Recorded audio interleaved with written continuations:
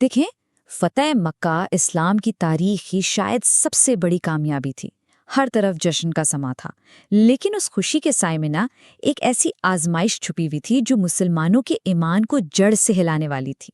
یہ کہانی ہے غزوہ حنین کی، وہ جنگ جہاں فتح کے غرور کو شکست کا سامنا کرنا پڑا۔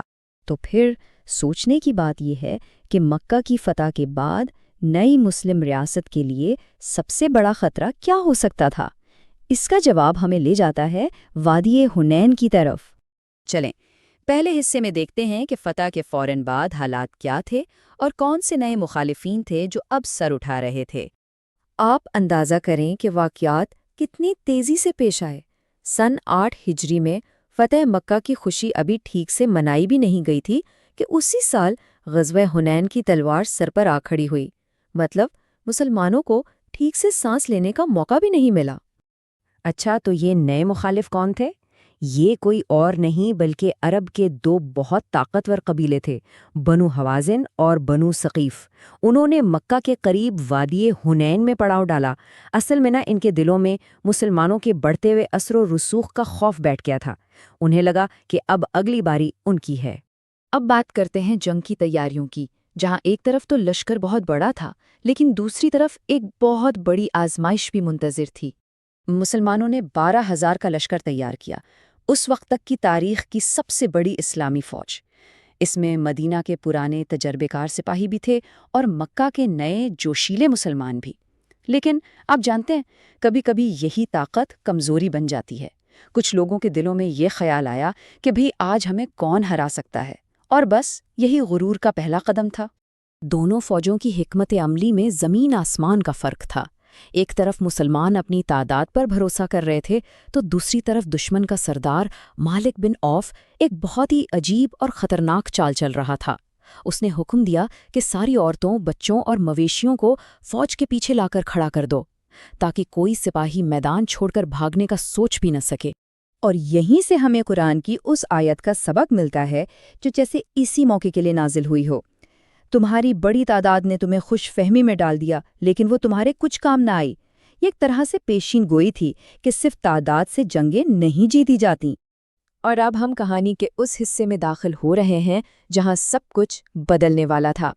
جب مسلم فوج وادی میں داخل ہوئیں اور ایک ایسے حملے کا شکار ہوئیں جس کا کسی نے سوچا بھی نہیں تھا۔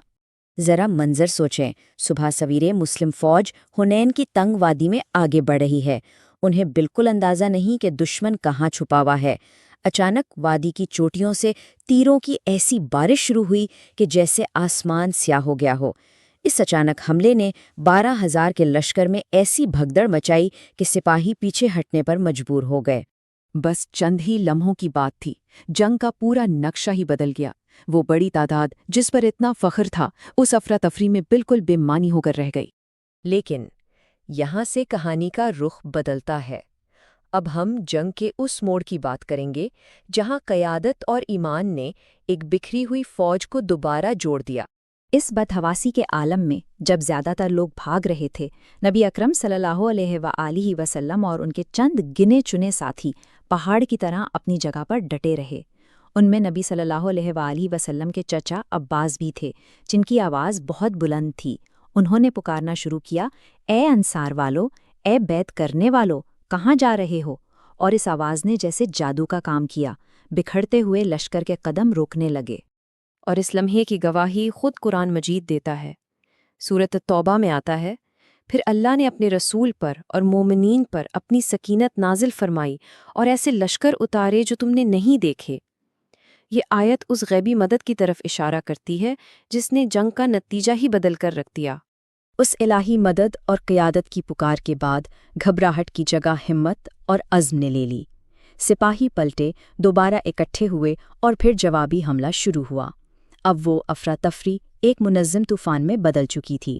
چلیں اب آخری حصے کی طرف بڑھتے ہیں اور دیکھتے ہیں کہ اس جنگ کے حتمی نتائج کیا تھے اور اس کے اثرات کتنے دور تک گئے۔ تو آخر نتیجہ کیا نکلا؟ ایک ایسی فیصلہ کن فتح جس کا کوئی تصور بھی نہیں کر سکتا تھا۔ اس کا اندازہ مال غنیمت سے لگایا جا سکتا ہے۔ تقریباً 6,000 قیدی، ہزاروں کی تعداد میں اونٹ اور بھیڑیں اور چاندی کا ایک بہت بڑا خزانہ۔